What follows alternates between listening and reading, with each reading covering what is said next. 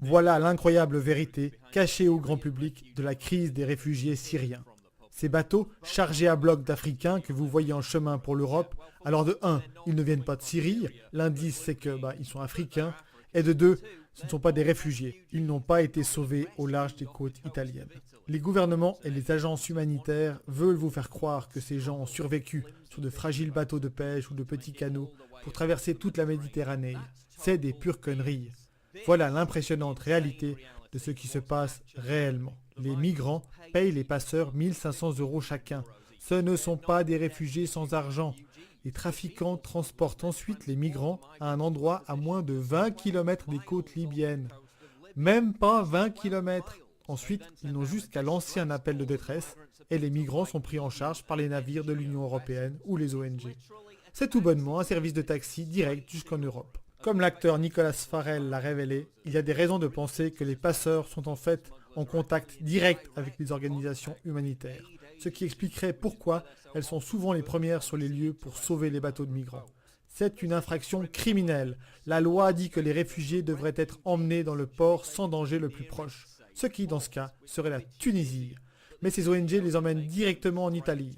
Comme vous pouvez le voir sur cette illustration du site marinetraffic.com, les bateaux des ONG quittent l'Italie pour naviguer droit vers la Libye, tout près des côtes, puis retournent en Italie avec leur chargement humain.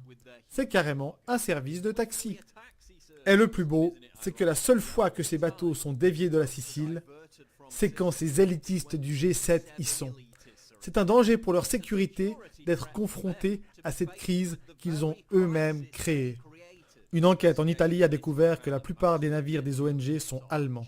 Même l'agence européenne des gardes-frontières, Frontex, a accusé ces organisations humanitaires d'aider, je cite, les criminels à atteindre leur objectif. Les passeurs contactent directement les organisations humanitaires en sachant pertinemment qu'ils ne se feront pas arrêter. Je cite, depuis juin 2016, de nombreux bateaux ont été sauvés près des côtes libyennes par des organisations humanitaires sans qu'il y ait eu le moindre appel de détresse. Cela laisse supposer que ces rendez-vous ont été arrangés d'avance. Le procureur italien Carmelo Zuccaro a dit qu'il a des preuves d'appels téléphoniques entre les passeurs illégaux et les ONG telles que Save the Children, Proactiva Open Arms et SOS Méditerranée.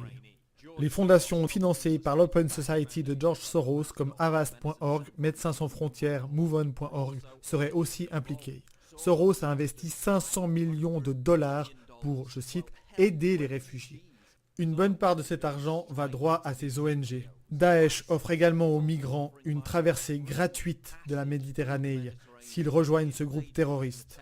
Donc, dans certains cas, ils payent carrément la note pour que ces migrants payent leurs passeurs qui, finalement, sont en contact avec ces ONG.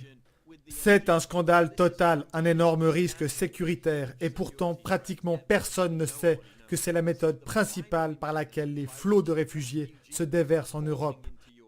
Seulement 2,65% des migrants qui arrivent en Italie se voient accorder le droit d'asile. Ce ne sont pas des réfugiés. La moitié disparaît dès leur arrivée et ne demandent même pas l'asile. Plus de 200 000 migrants arrivent rien qu'en Italie par ce chemin chaque année. Et cela ne va faire qu'augmenter. Si vous pensez qu'un moment viendra où le flot de migrants se déversant en Europe va se réduire considérablement, alors repensez-y. Si on continue cette politique désastreuse, cela va devenir pire. Bien pire. La population africaine explose. Regardez les pays autour de la Libye. La population du Niger va presque quadrupler dans les 30 prochaines années, de 20 à 72 millions. La population du Tchad va augmenter de 14 à 35 millions. Le Soudan se dirige vers les 80 millions. L'Égypte, 152 millions. L'Éthiopie, 189 millions. Le Nigeria, 400 millions. Et je n'ai même pas inclus ceux qui arrivent par le Moyen-Orient. L'identité d'un endroit est déterminée par les gens qui y vivent. Vous ne pouvez pas déverser dans les villes européennes des dizaines de millions de gens du Moyen-Orient et d'Afrique et vous attendre à ce qu'elles restent identiques. Cela va finir par ressembler de moins en moins à l'Europe et de plus en plus au Moyen-Orient ou à l'Afrique. Regardez ce qui se passe au sud de l'Italie où ces migrants arrivent. La Sicile, autrefois un paradis de vacances, est à présent le théâtre d'une guerre sanglante entre la mafia italienne et les groupes criminels africains. Écoutez ce que le maire de Palerme a dit. Je cite. Palerme n'est dorénavant plus une ville italienne. Elle n'est plus européenne. Vous pouvez marcher dans la ville et avoir l'impression d'être à Istanbul ou à Beyrouth. Palerme est une ville du Moyen-Orient en Europe. Dans d'autres pays, c'est plutôt flagrant que cette grande expérience d'enrichissement culturel ne fonctionne pas du tout. Les migrants sont responsables de 90% des fusillades en Suède. Un rapport du ministère de l'Intérieur allemand montre que 402 741 délits supplémentaires ont été commis par des migrants, avec 27,6% des infractions commises par des non-allemands. Un demi-million de migrants en Allemagne vivent de l'aide sociale. Les viols en groupe de femmes et de filles deviennent monnaie courante. Les femmes de Paris en viennent maintenant à se plaindre de harcèlement par des groupes de migrants masculins. Pour montrer le type de réaction que les hommes ont, elles ont visité un café de leur quartier avec une caméra cachée. Mais avant même qu'elles y entrent, leur présence semble déranger les autres clients. Cherchez qui, madame? On cherche quelqu'un. Un monsieur? Ah oui.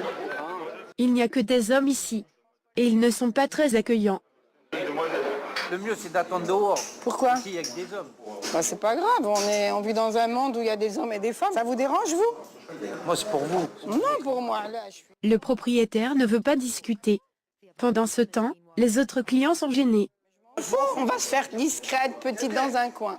Il n'y a que des mecs dans ce café. Et comment que c'est normal qu'il n'y a que des mecs? Imagine que tu veux prendre un café avec une cousine, une amie, ta femme. Non, normal. Ma cousine, elle reste chez elle. Ta cousine, elle reste chez elle. Ah bon? Elle fait ce qu'elle veut, mais pas avec moi. Ben voilà, dans ce café, il n'y a pas de mixité. Est-ce que c'est normal? Mais à Sevran, on n'est pas à Paris. Même à Sevran, c'est la France. T'es dans le 93. Et alors, le 80... Et alors? À Paris, c'est des mentalités différentes. C'est comme au bled. Pour les femmes, aller dans un bar, c'est briser un tabou. Les meurtres commis par des migrants sont maintenant courants. Même les gauchistes qui aident les migrants à atteindre l'Italie admettent que beaucoup d'entre eux soutiennent Daesh. Il s'occupait d'hommes, adultes dans la trentaine, qui tous avaient des téléphones avec des trucs de Daesh dedans. Ils ont été séparés. Quand ils ont été transférés aux autorités avec les informations qui expliquaient que ces types, vous savez, avaient tous ces trucs sur leur téléphone et quels étaient leur âge, eh bien il n'y a rien eu, ils n'ont pas été séparés des autres, ils ont juste traversé avec tout le reste. L'Allemagne et l'Italie confisquent de force des propriétés privées pour y loger des migrants. PostNord a annoncé qu'ils allaient cesser de livrer le courrier dans la banlieue de Rinkeby parce que c'est trop risqué. Et les gens qui se plaignent de ce genre de choses sont mis sur des blacklists pour crimes de haine. Les géants des réseaux sociaux censurent déjà des reportages objectifs en tant que discours de haine. Quelle est la solution à cette crise? Ce n'est pas de s'abaisser à du racisme, de la xénophobie ou des actions futiles de vigilance identitaire. En fait, cela ne fait qu'encourager les gauchistes et les institutions qu'ils contrôlent à continuer leur politique avec plus de vigueur, prolongeant leur illusion qu'ils ont une grandeur morale. Vous n'allez pas convaincre les esprits raisonnables en devenant des guerriers de la justice sociale de droite. Cela fait fuir les gens. Écoutez, ces humains qui migrent ne peuvent pas être blâmés pour chercher une vie meilleure. Si je vivais dans un pays africain rongé par la pauvreté, je ferais pareil, et vous aussi. Mais encore une fois, c'est une migration économique, ce ne sont pas des réfugiés qui fuient la guerre dans nos pays. C'est fondamentalement malhonnête d'appeler ça une crise des réfugiés alors que ce n'est pas une. 85% des migrants arrivant en Italie sont des hommes. La grande majorité viennent de pays qui ne sont pas en guerre. Mais ce ne sont pas les migrants qui ont créé cette crise. C'est les élites politiques qui l'ont créée. C'est les ONG gauchistes qui l'ont créée. Ils l'ont créée car ils détestent fondamentalement les valeurs de l'Occident et sont prêts à les détruire pour garder le pouvoir. La perte de foi de l'Europe dans ses propres accomplissements culturels, l'effondrement démographique du continent, cette culpabilité autodestructrice, cette bien-pensance suicidaire, voilà ce qui a mené Merkel à ouvrir grand les frontières.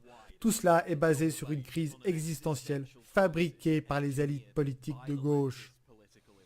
Protégés dans leurs tours d'ivoire et leurs hôtels de luxe, transportés entre leurs banquets et leurs soirées privées par leurs chauffeurs, ils n'ont jamais à vivre au sein de la crise sociétale qu'ils ont créée.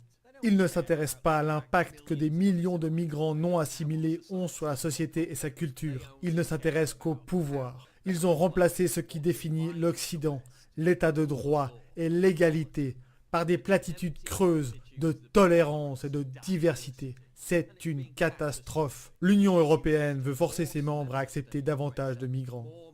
Macron menace de sanctions la Pologne qui refuse de le faire. La seule solution est de virer ces élites politiques et poursuivre en justice ces ONG pour leurs activités illégales. La solution est d'encourager ces migrants à rester dans leur pays d'origine.